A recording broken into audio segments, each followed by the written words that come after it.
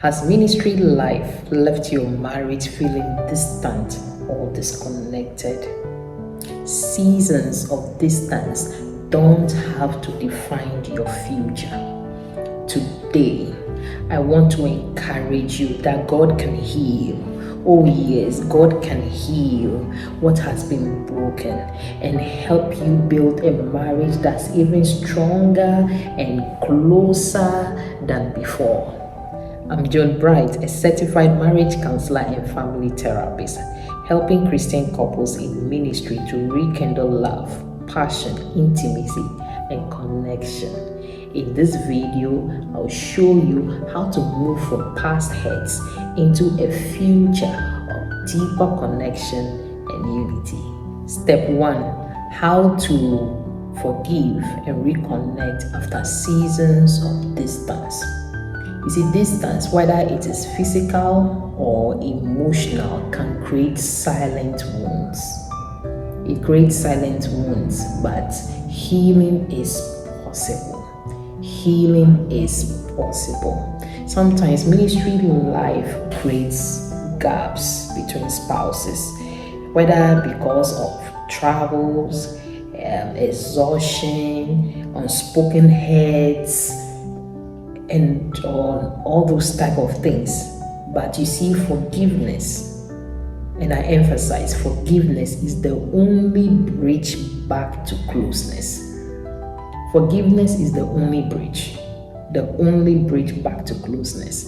And I want you to start by, first of all, acknowledging the hurt without blame. Acknowledge the hurt without blame. That yes, we've been distant. A lot of water has gone under the bridge and all of that. But do not blame your spouse for it. They don't go saying that yes, with this but it's because you are always traveling. And when I say that, let's have date nights or let's reconnect, let's spend time together. You don't want us to spend time together. I say don't always be on the phone. You are always on the phone. Somebody is always calling. When ministry calls come, you are quick and easy to answer them. But when I want to talk to you, don't give me attention. If it was your church member, if it was your cell group member, you give them attention. All of those things, that's not help. That is blaming. Acknowledge the hurt without blame. The goal is we want to move forward. We want to acknowledge the hurt without blame. Then now choose to forgive. Choose to forgive. Forgiveness is a choice. Choose to forgive even if you don't feel like it yet. Even when you don't feel like it yet. Choose to forgive. Take that decision that I am going to forgive my spouse and I'm going to forgive myself. Alright, I'm going to forgive myself for allowing this distance to come, this gap to be created in my marriage, in my family. Just take that decision to forgive, even when you are not feeling like it. I want to encourage you with the scripture, Ephesians chapter 4. Ephesians chapter 4 verse 32, New King James Version. It says that, and be ye kind, alright, kind to one another, tender-hearted, forgiving one another, even as God in Christ forgave you. We forgive because God has forgiven us our sins. Not because your spouse is right. No, you choose to forgive because that is a good thing to do as a Christian. That is what God expects of us. That is why we forgive. So it is a decision for us to forgive. We need to forgive. Forgiveness, what forgiveness does that? It frees us. It allows our hearts to start healing. Forgiveness does not erase the past. No. It does not erase the past. But what it does is that it frees us to reconnect without carrying yesterday's hurts into tomorrow. Yeah. So after that, then invite God into the healing process.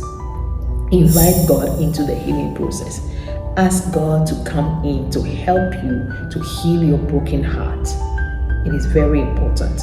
And God is the only one who can do that. And you are doing this whether your spouse decides that or sees that they have hurt you or not. Because if you don't go through this process, you become a very bitter person. You cannot even enjoy your marriage even when it is changing. When things are improving, you will not be able to enjoy it. So please take the decision to forgive and to allow God to heal your heart. And if you are acknowledging the hurt, acknowledge it without blame, please. It makes it much easier. Step 2, vision casting. What do we want our marriage to look like now? Your marriage's future doesn't have to look like its past. No, you can create a new future. So now, I want you to take time to dream together. Dream together. Dream about how you want your marriage to become. And in so doing, you need to ask yourselves the following questions. Number 1, how do we want to feel connected? How do we want to feel connected emotionally and spiritually? What kind of feeling are we looking at? What is working for you? And all of that. If you have not watched part 5, I need you to watch it so that you can be able to ask some other relevant questions on knowing your spouse's love language. And if you need one-on-one counseling with me in determining it and all of that, please visit my website to book a session. The second question is, what do you want your communication to look like? What do we want our communication to look like going forward? Then you set the parameters. 3, how can we balance ministry and intimacy better? How can we balance it better? How can we balance it better? You need to have that discussion and write it down. Write it down. Agree and write it down. 4, what kind of legacy do we want to build? What kind of legacy do we want to build? If you can be able to sit down, answer these questions, you'll come up with a beautiful vision for your marriage. You see, when you have a shared vision, you become partners fighting for the same future instead of simply living day to day or surviving day to day. No. We don't need to survive life. We don't need to survive this life. We need to enjoy it. Proverbs 29 verse 18, where there is no vision, the people perish. If you don't have a destination in mind, that is what vision is. If you don't have a destination in mind, you will not be able to know the steps to take in order to get to that destination. So you need to come up with a vision for your marriage so you can be able to work towards it. It is very, very important. Step 3, pray over your marriage and ministry as a team. It's very, very important. Prayer is not just spiritual, it is glue for your relationship. Don't let ministry work keep you so busy that you forget to pray together about your marriage itself. Don't allow that. You pray for everybody else. You pray for other people's marriages. Why are you not praying for your marriage? Don't assume all is well. No, pray for your marriage and pray together as a team.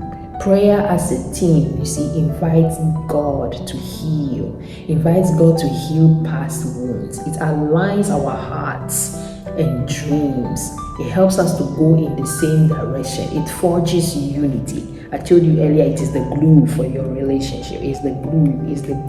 Prayer is the glue. It also helps us to feel spiritually close even when we are physically apart. It helps.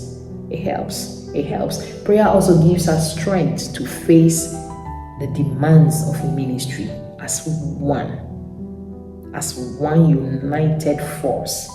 I want you to make it a habit to pray as a team. It doesn't have to be any long prayers. 2 minutes is good. Start 2 minutes is good. A quick prayer is good. Start. Matthew 18, verse 19 and 20, New King James Version. If two of you agree on earth concerning anything that they ask, it will be done for them by my Father in heaven.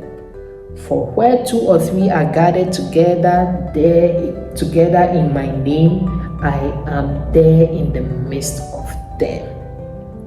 So you see why praying together is so powerful? It's not that we cannot pray alone. We can pray alone.